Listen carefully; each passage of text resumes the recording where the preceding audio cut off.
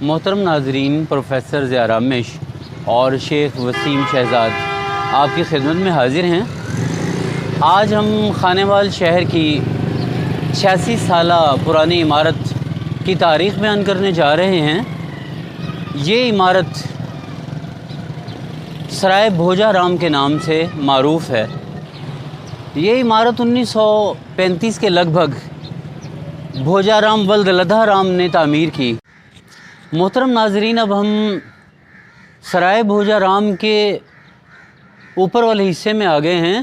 یہ اوپر والی منزل، یہ کنگری دار ڈیزائن اور یہ برآمدہ اور یہ ساری کی ساری عمارت جو ہے یہ لینٹر کی بنی ہوئی ہے۔ اس دور میں یہ جدید طرز تعمیر تھا جس کا بھوجا رام نے لحاظ کرتے ہوئے اس بلڈنگ کو تعمیر کیا تھا۔ یہ وہ سیڑھیاں ہیں جو بلڈنگ کے اوپر جایا کرتی تھیں۔ یہاں نئی کنسٹرکشن کی وجہ سے ان کے نشانات باقی ہیں اور ان پر چڑھتے ہوئے جو انسان جو تھا وہ چھت پر جایا کرتا تھا۔ یہاں میں آپ کی توجہ ادھر بھی مبذول کروا دوں کہ یہ سامنے جو دو کمرے ہیں یہ بھی اسی دور کے بنے ہوئے ہیں۔ جی، ادھر بھی پرانی بلڈنگ کا کچھ حصہ ہے۔ ہاں جی، یہ دیکھیے، یہ ہم پرانی بلڈنگ کی طرف آگے ہوئے ہیں۔ یہ اسی کا حصہ ہے، لیکن اس میں توڑ پھوڑ اور امینڈمنٹ کی گئی ہے۔ تو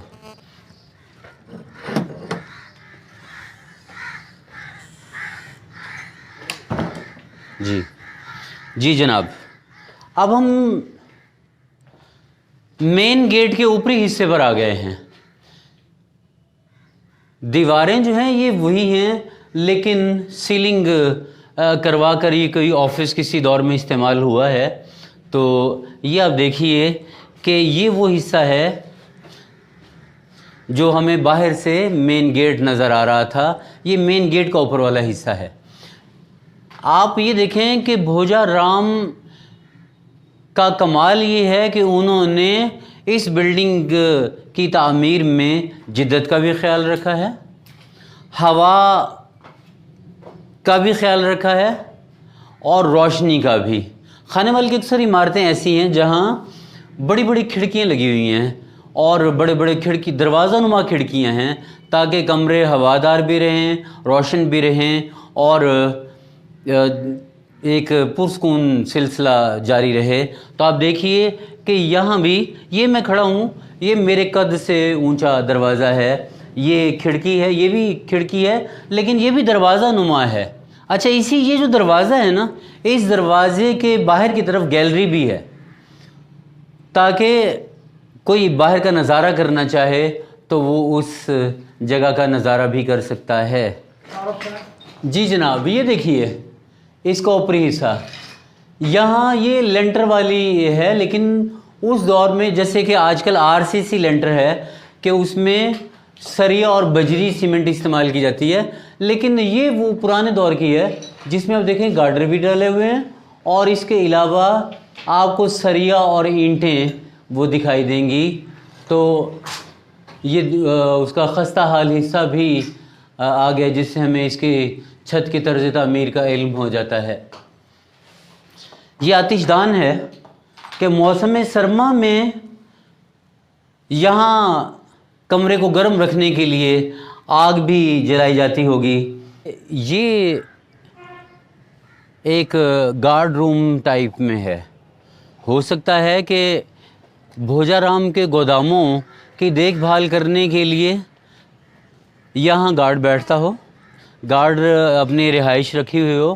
آپ دیکھیں کہ اس کی یہ عمارت اور وہ دیکھیں خستہ حال حصہ اپنے ماضی کی یاد تازہ کر رہا ہے اور اپنی داستان سنا رہا ہے۔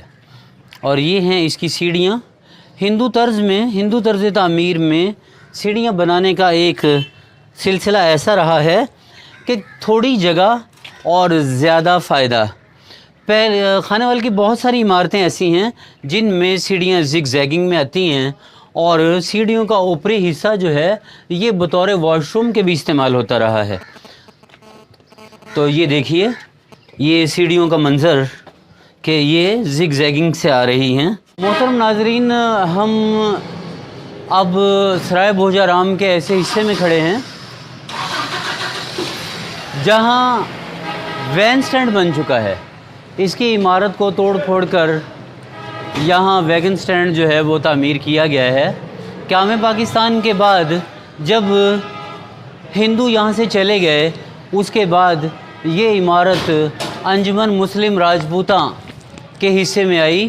انجمن مسلم راجپوتاں بنیادی طور پر ایک ایسی تنظیم تھی جس کا مقصد راجپوتوں کو تعلیم اور تربیت کے حوالے سے خوراک، تعلیمی سہولت اور وظائف یہ پرووائڈ کرنا تھا.